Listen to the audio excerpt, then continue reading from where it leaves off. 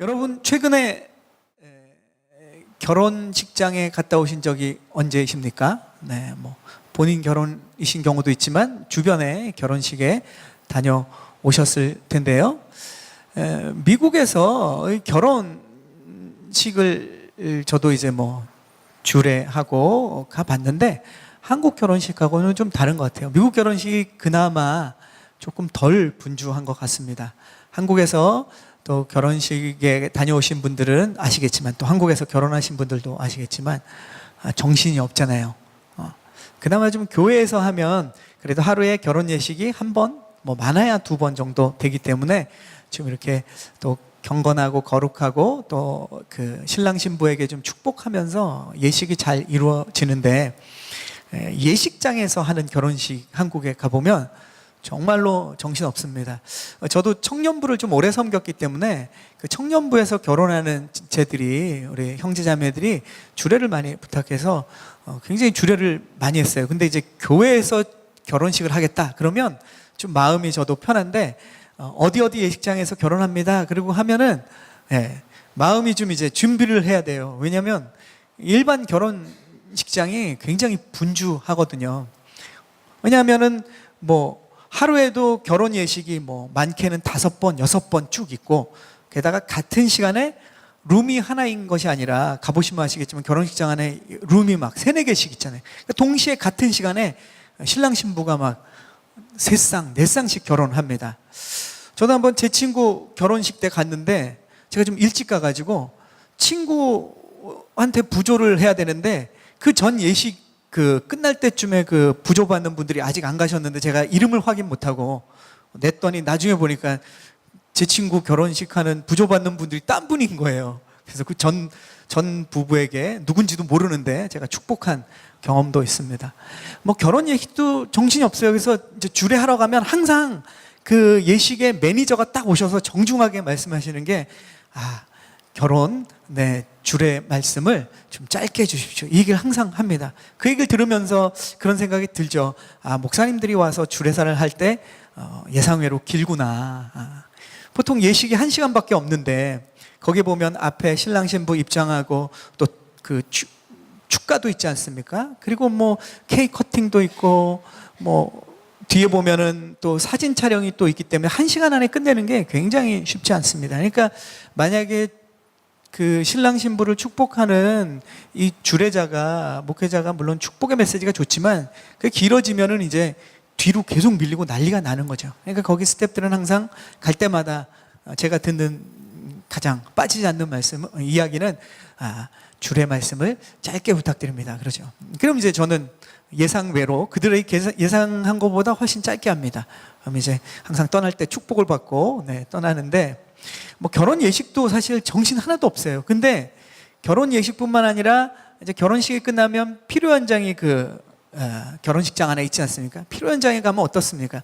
같은 시간에 신랑 신부 하객들이 뭐 몇 곳에서 같이 결혼식을 하기 때문에 막 쏟아져 나옵니다. 그럼 막 자리에 우리 친한 분들끼리 또 인사하고 그래야 되는데 그냥 막 어떻게 보면 밀려 들어가서 순서대로 막 이렇게 빈자리로 앉고 결혼 이후에 이제 피로연 잔치를 하게 되는데 정말로 정신 없는 것 같아요. 예전에 저희 윗 세대 분들은 사실 결혼 예식이 그렇지 않았죠. 과거의 결혼식을 보면 정말로 그 시간을 도와가면서 정말로 신랑 신부와 또 양가 부모님을 축복하는 시간들이 있었는데, 요즘은 좀 그런 게 적어진 것 같아요.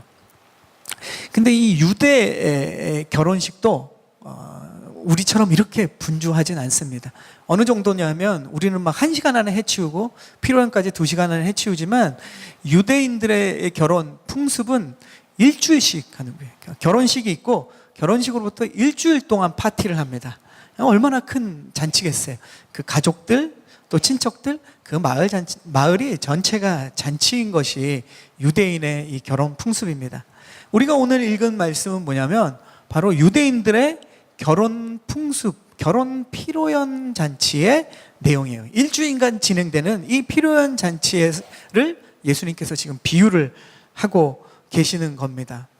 오늘 비유는 결혼잔치의 비유를 드시면서 예수님께서 뭐라고 얘기하냐면 이것이 하늘나라의 비유다. 그러니까 하늘나라는 어떤 곳이냐? 바로 이렇게 일주일간 결혼잔치하는 이런 결혼잔치와 비슷하다라고 하시면서 오늘 비유를 하시는 거예요. 하늘나라 비유기 때문에 당연히 오늘 나오는 주인공들 있죠. 왕이 나오고 왕의 아들의 결혼식입니다. 그리고 하객들이 나오죠. 왕은 누구냐? 당연히 하나님이죠. 하늘나라의 비유니까. 오늘 이 왕의 아들이 결혼을 하는데, 그럼 왕의 아들은 누굽니까? 당연히 예수 그리스도시죠. 이 왕이 지금 자기 아들을 위해 잔치를 베푸는 것과 하늘나라가 같다라고 오늘 말씀하고 있는 거죠. 유대인들의 이 결혼과 결혼잔치는 가장 중요한 축제인데, 신랑 신부만의 축제뿐만 아니라 가족의 경사고 친구들과 마을의 축제인데, 지금 누가 결혼하고 있냐면 왕의 아들이 결혼하고 있으니까 이 왕이 속해 있는 이 나라 전체의 경축일인 거죠. 어쩌면 그 해의 가장 중요한 축제가 바로 지금 왕의 아들이 결혼하는 이 사건입니다. 이렇게 그러니까 당연히 엄청나게 많은 하객들이 오겠죠. 나라의 잔치니까. 그런데 그 많은 사람들을 초대했는데 초대받은 사람들이 오늘 말씀해 보니까, 비유해 보니까 안 오겠다는 거예요. 그 나라 백성들인데 왕이 초대하는데 난 안 가겠다. 이것이 오늘 비유의 시작입니다.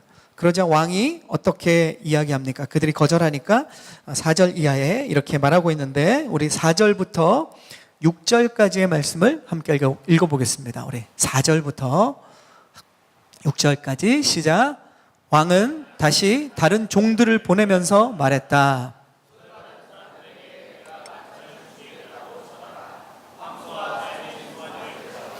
모든 것이 준비됐으니 어서 결혼잔치에 오시라고 하라. 그러나 초대받은 사람들은 들은 척도 하지 않고 제각기 가버렸다. 어떤 사람은 자기 밭으로 가고 어떤 사람은 장사하러 가버렸다. 그리고 또 다른 사람들은 그 종들을 붙잡아 모욕하고 죽이기까지 했다. 자, 처음에 왕이 초대장들을 다 보냈는데, 초청을 했는데 그들이 거부했어요. 근데 왕이 어떻게 하냐면 다시 초청을 합니다. 두 번째로 종들을 또 보내요. 왕은 이 초대한 사람들을 포기하지 않는다는 거예요. 다시금 이 축제의 자리에 함께 기쁨과 행복을 누릴 수 있도록, 이 잔치가 얼마나 왕에게만 중요한 것이 아니라 그 왕의 백성들인 지금 초대받은 사람들한테 엄청나게 좋은 거예요. 그래서 다시 초청을 하는 거죠. 다시 한번 기회를 줍니다. 그래서 종들을 보내서 얼마나 성대하고 이 잔치가 모두에게 축복인지 기쁨인지를 다시 한번 알려줘요. 그리고 황소와 송아지, 그 당시로 치면 최고의 것을 잡는 파티죠. 이런 것은 왕이 다 준비했다는 거예요. 다 준비했으니까 백성들은 어떻게 하느냐? 그냥 오기만 하라는 거예요. 그냥 오기만 하면 됩니다. 뭐 잔치에 음식을 준비할 필요도 없고, 다른 뭔가를, 그 왕의 결혼식이기 때문에 백성들이 다 준비하는 게 아니라 왕이 다 준비하셨어요. 그리고 오기만 해라. 그런데 이들이 오늘 우리가 읽은 4절부터 6절까지 뭐라 하니까? 들은 척도 안 하는 거예요. 왕이 이야기하는데 들은 척도 안 합니다. 이거 무슨 반응입니까? 이 백성들이. 왕의 말이 우스운 거예요. 왕의 말을 중요하게 생각하지 않습니다. 그러니까 왕의 아들의 결혼도 이 백성들에게는 중요한 게 아니에요. 관심사가 아니에요. 그들의 관심사는 뭐냐? 다른 곳에 있었던 거죠. 이 기쁨으로 초청한 사람들과 함께 축복의 식탁을 누리기 원하는 이 왕의 마음도 관심이 없고, 그 왕의 아들의 결혼식도 관심 없고, 심지어는 어떻게 하냐? 들은 척도 안 하는 것뿐만 아니라 왕이 다시금 재차 초청한 종들을 잡아다가 뭘 합니까? 모욕하고 죽이기까지 한다는 거죠. 이 백성들이 얼마나 왕을 우습게 알고 왕의 말이 우습게 여겼으면 이런 행동까지 하겠습니까? 여기 왕의 종들은 우리가 아는 것처럼 지금 예수님이 왕의 종들은 누구를 비유하고 있는 것이냐? 바로 하나님께서 이 이스라엘 백성들 향해서 끊임없이 사람들을 보내서 하나님의 마음을 전하고 하나님의 하늘나라에 초청했던 선지자들을 이야기하는 거예요. 또 그리고 복음을 가지고 하나님이 얼마나 좋으신 분인지, 하나님을 믿는 것이 얼마나 좋은 것인지를 끝없이 사람들을 보내서 복음을 전했던 사람들, 그들을 핍박하고 심지어 죽이기까지 했다는 거죠. 이제 왕이 어떻게 반응하느냐. 그 이하 우리가 읽은 말씀에 보면 왕이 이제 그 거부하고 종들을 잡아 죽인 사람들을 처단해 버립니다. 싹 쓸어버려요. 왕도 단호할 때가 있으시죠? 실제로 이 유대인들이 예수님을 거부하고 예수 그리스도를 통한 하나님의 복음을 거부했을 때 역사적으로 이 예수님이 지금 이 비유를 하신 이후에 40년 정도가 지나면 역사적으로 기원 후 70년 정도에 로마의 그 티투스 장군이 로마의 군인들을 다 데리고 와서 유대를 완전히 쓸어버립니다. 예루살렘과 그 성전을 박살을 내는 그런 사건이 있어요. 실제로 예수님이 이 비유를 한 이후에도 그들이 돌이키지 않았기 때문에 40년 뒤에 그런 일들이 일어납니다. 그리고 뿐만 아니라 오늘 예수님이 이 비유하는 우리의 모든 시대를 넘어서서 결국은 이 세상을 살아가는 사람들이 예수 그리스도의 복음을 거부할 때 이 세상의 마지막 날 주님의 초청을 거부한 모든 사람들은 왕께서 베푸시는, 하나님께서 베푸시는 이 영원한 하늘나라의 천국잔치에 그 기쁨을 참여할 수 없다는 거예요.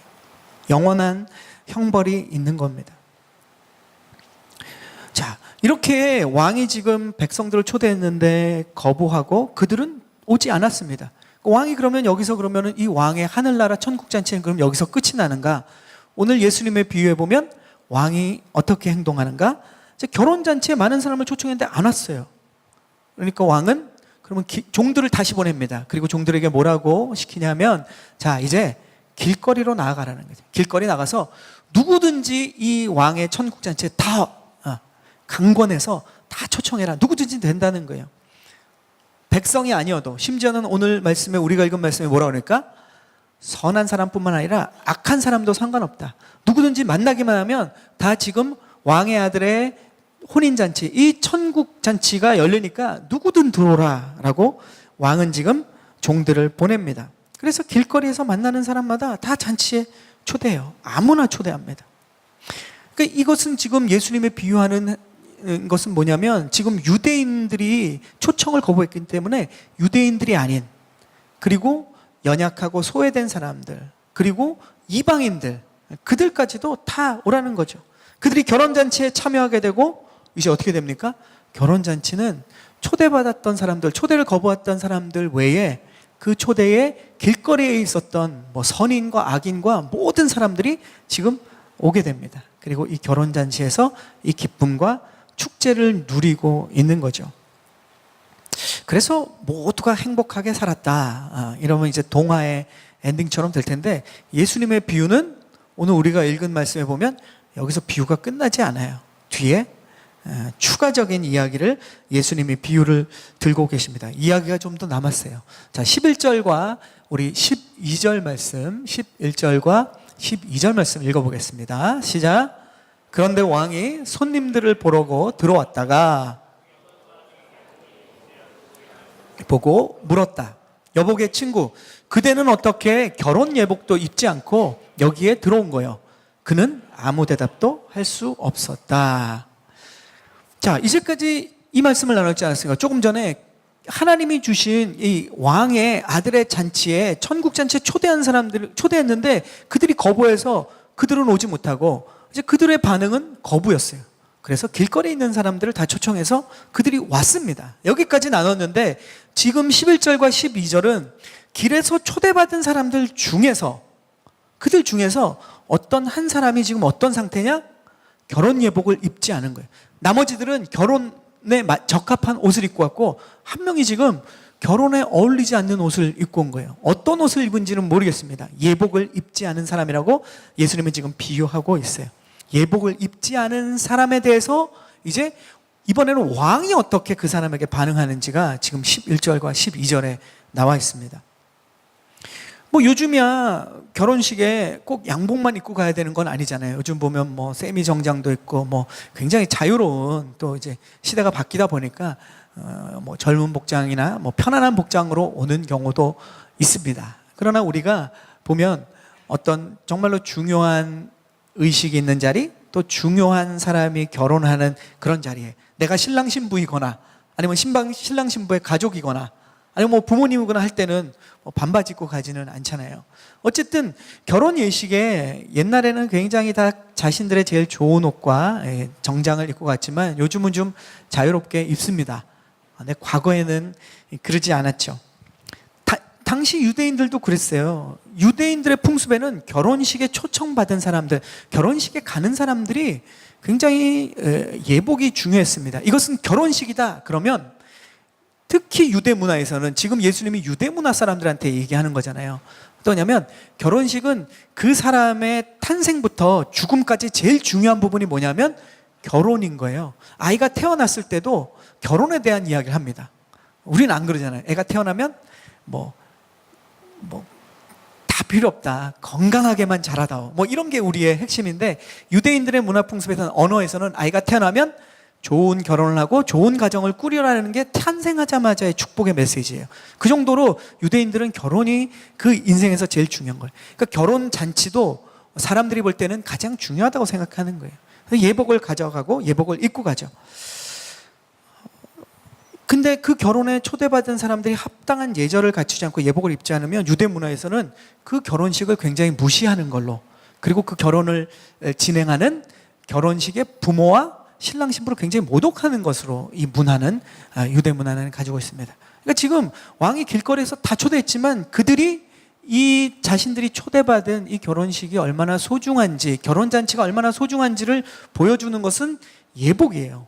근데 한 사람이 지금 예복을 입고 있지 않고 왔습니다. 우리는 이렇게 생각할 수 있죠. 아니, 길거리에서 데려왔는데 예복이 없지, 그럼 집에 가서 예복을 입고 오나? 그럴 수도 있죠. 그렇게 생각할 수도 있죠. 유대 문화에서는 그런 사람들을 위해서 뭘 준비하냐면, 갑작스럽게, 아니면 또 예복이 뭐 더러워질 수 있기 때문에 이렇게 왕과 같이, 아니 이제 큰 결혼잔치를 하는 사람들은 거기에 예복들을 좀 예비해 놓습니다. 그러니까 준비된 옷을 입고 오지 않은 사람들에게는 그 예복을 나눠주는 풍습이 있어요. 그러니까 지금 어떤 한 사람이, 초청받은 많은 사람들 중에 어떤 한 사람이 예복을 안 입었다는 건 자신이 옷이 없어서 안 입었다는 것보다는 자신이 이 왕의 아들의 결혼식에 대해서 얼마나 생각하고 있는지를 보여주는 거예요. 급히 초청받았지만 다른 사람들은 다 예복을 갖춰 입고 왔어요. 예복을 갖춰 입고 오지 못한 사람들은 또 그 왕의 잔치에서 준비한 예복을 입었어요. 근데 이 사람은 아무것도 예복을 입지 않고 그냥 그 잔치에서 함께 막 즐기고 있는 거예요. 그러니까 왕이 이제 그 예식의 중간에 잔치에 나와서 이제 사람들과 인사하지 않겠습니까? 하객들과 인사하는데 보니까 한 명이 예복을 입고 있지 않습니다. 이것은 단지 그 사람이 준비가 안 됐다라는 것보다 이 결혼잔치와 왕에 대해서 그가 어떻게 생각하는지를 보여주는 거예요. 이 왕의 아들의 결혼잔치가 하나도 중요하지 않은 거예요. 몸은 거기 와 있는데 마음은 와 있지 않은 거예요. 몸은 와 있는데 이 잔치가 얼마나 소중하고 가치 있는지를 전혀 신경 쓰지 않는 사람이 지금 예복을 입고 있지 않은 이 사람입니다. 그러니까 예복을 갖춰 입은 사람들은 이 축제 현장에서, 와, 내가 여기 감히 이렇게 왕의 아들의 결혼잔치에 올 수 없었던 사람인데, 와, 내가 이런 잔치에 참여하네? 막 기쁨을 다 누리고 있었어요. 그런데 지금 단 한 사람, 예복을 갖춰 입지 않은 사람은 이 축제에 오기는 했지만 그 축제의 기쁨에 참여하지 못하고 이제 오늘 예수님의 비유에서는 예수님이 뭐라고 말씀하시느냐? 쫓겨났다는 거예요. 쫓겨났다는 겁니다. 그러니까 이 사람은 결혼잔치에 왔지만 애통함의 현장이 돼버린 거예요. 다 누리는 걸 보면서 자신은 이제 누리지 못하는 거예요. 쫓겨난 겁니다. 여기에 예복을 입은 사람은 그러면 누구인가? 예수님은 왜 이 비유를 그 전에 끝내지 않고 이 비유까지, 마지막까지, 그러나 강권하여 길에서 초청받은 연약한 자들, 부족한 자들, 이방인들, 누가 볼 때 사람들이 신경 쓰지도 않는 이 왕의 잔치에 절대로 초청받을 수 없는 사람들까지 다 왔는데, 그들 중에서 이 초청잔치를 기뻐하고 가치 있게 여기지 못하고 자기가 입던 대로 또 왕의 이 잔치를 모독하고 있는 이 옷을 입지 않은 사람들은, 그러면 이 예복은 도대체 뭐길래? 예수님이 지금 영적으로 지금 이 비유에 대해서 이야기하고 있잖아요. 도대체 이 예복은 뭘까요? 이 예복을 입으면 우리가 이 세상을 살면서 어떤 신분과 자격이 없더라도 하나님이 우리를 초청했을 때 우리가 하나님의 이 천국 잔치에 놀랍도록 그 기쁨과 감사함을 누릴 수 있는데 예복을 입지 않으면 우리는 그 기쁨의 잔치에 참여할 수 없다는데, 그러면 이 예복은 무엇인가? 여러분은 이 예복이 무엇이라고 생각하십니까?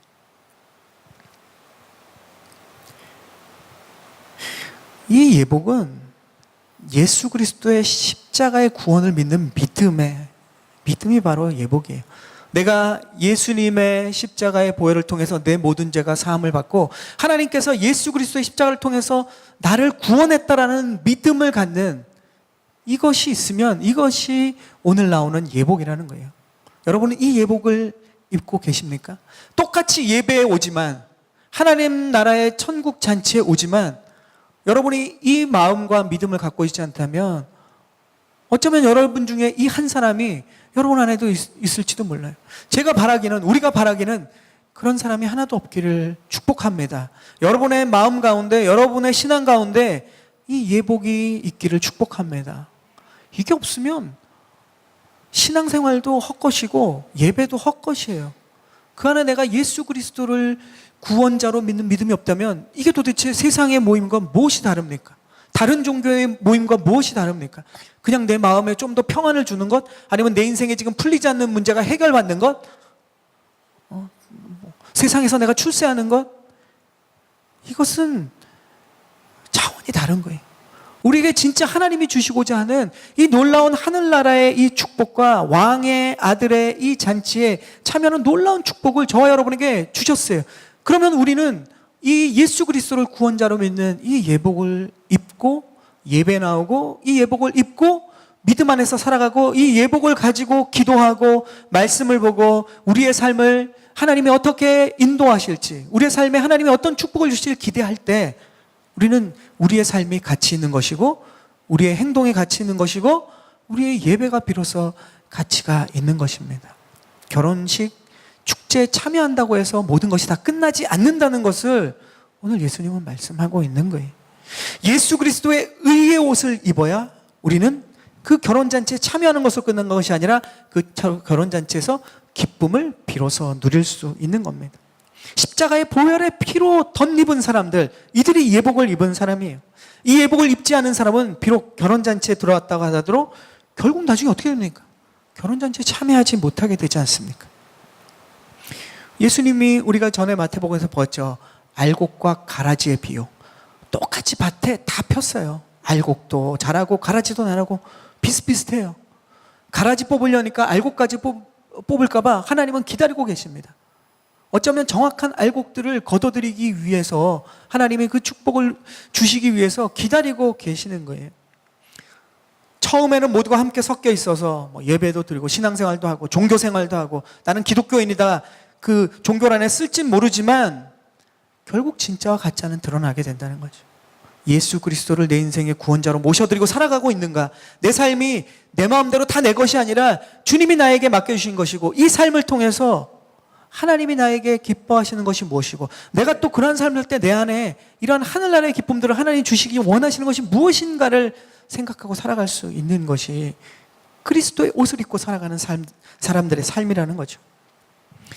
사랑하는 성도 여러분, 간절하게 바라기는 매주 메시지가 중요하지만 오늘 메시지를 준비하면서 정말로 간절한 바람과 기도를 하게 됩니다.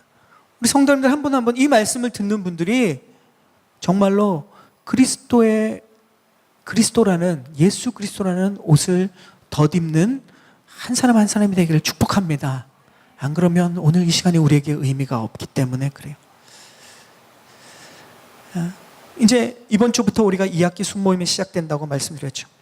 처음에는 초청받았지만 밭에 일하러 가버린 사람처럼, 장사하러 가버린 사람처럼 하나님의 초청보다, 하나님의 은혜에 대한 관심보다 세상에 나 먹고 사는 문제에 사로잡혀서 하늘나라의 축제의 기쁨에 대해서 관심이 없고, 그걸 진짜 기쁨도 누리지 못하고 잃어버리고 맛보지 못하고 살지 않기를 축복합니다. 하나님 날마다 우리에게 그런 것을 주셨어요. 세상에 관심 있는 일, 세상에 바쁜 일 물론 중요하지만 더 중요한 일이 있다는 거예요. 오늘 예수님이 뭐냐? 하나님과 여러분이 교제하는 것, 하나님 안에 살아가는 것, 예수 그리스도로 덧입고 살아가는 것이 우리에게 진정한 놀라운 상상할 수 없는 축복이라는 겁니다. 우리 모두가 하나님께서 주신 이 예수 그리스도라는 예복을 입기를 축복합니다. 갈라디아서 3장 26절에 그래서 하나님께서는 그 갈라디아서를 통해서 다시 한번 확인시켜줘요. 오늘 예수님의 비유의 그 예복이 무엇인지를 지금 나눈 내용입니다. 26절과 27절에 이렇게 갈라디아서를 통해서 주님은 우리에게 말씀하십니다. 너희가 다 믿음으로 말미암아 그리스도 예수 안에서 하나님의 아들이 되었으니 누구든지 그리스도와 합하기 위하여 세례를 받은 자는 그리스도로 옷 입었느니라. 우리가 무슨 옷을 입는다고요? 그리스도로 우리가 옷을 입었다는 거예요. 하나님께서 우리를 천국잔치에 초청해 주시고 하나님의 자녀 삼아주실 때 우리는 어떤 옷을 입었느냐? 그리스도라는 예복을 우리에게 주셨다는 거예요. 그 옷을 입으면 우리는 천국잔치에서 그 기쁨을 누릴 수 있지만 하나님이 주신 건데 당연히 누리라고 주시고 우리가 상상할 수 없는 것을 누릴 수 있는 자격과 조건을 다 주셨는데 이게 무슨 가치야. 세상 살 때는 세상 일이 훨씬 더 중요하지. 그 옷을 줬는데도 입지 않고 있다면 우리는 천국잔치의 기쁨을 누리지 못해요. 똑같은 환경 속에 있지만 누리지 못하는 그러한 안타까움을 오늘 비유를 통해서 주님은 말씀하고 있습니다. 간절하게 바라기는 예수 그리스도를 내 인생의 구원자로 여러분이 믿으시고 내 삶의 모든 죄가 예수 그리스도의 보혈을 통해서 깨끗함을 받고 하나님이 나를 구원하셨구나. 이 믿음의 옷을 우리 모두가 입기를 축복합니다. 이것이 우리에게 능력이에요. 그리고 예수 그리스도를 믿는 믿음의 옷을 입고 우리가 살아가고 왕이신 하나님께서 초청한 이 혼인잔치에 영원한 기쁨을 우리가 날마다 살아가면서도 그 기쁨, 허락하신 기쁨을 누리면서 살아가기를 축복합니다. 그것이 저와 여러분의 인생의 방향이고 목표가 되기를 소망합니다. 그게 아니라면 우리가 아무리 이 땅을 열심히 살아도 아무리 남들의 부러움을 받는 인생을 살더라도 그 결과 종착역이 내가 가려고 했던 곳이 아니라면 그게 무슨 소용이 있겠습니까? 이전의 과정에서 잠깐 맛본 것들이 우리에게 얼마나 득이 되고 얼마나 만족이 되겠습니까? 오늘 비유는 하늘나라에 그리고 우리가 우리 인생을 마치고 난 후 마지막 심판에 대한 비유로서 예수님이 지금 계속 비유들을 하나하나씩 말씀하고 있어요. 오늘 이 사건, 이 말씀을 들은 저와 여러분 모두가 한 사람도 빠짐없이 그리스도의 옷을 입은 하나님의 사람이 되어서 날마다 하늘나라의 기쁨들을 누리고 또 우리가 이 땅을 마치고 하나님이 우리를 부르실 때 영원한 하늘나라에서 이 천국잔치를 영원히 누리는 우리 모두가 되기를 축복합니다. 그러기 위해서 우리가 이 구원과 믿음의 결단이 필요한 거예요. 이 시간 우리가 좀 함께 기도하기를 원하는데요.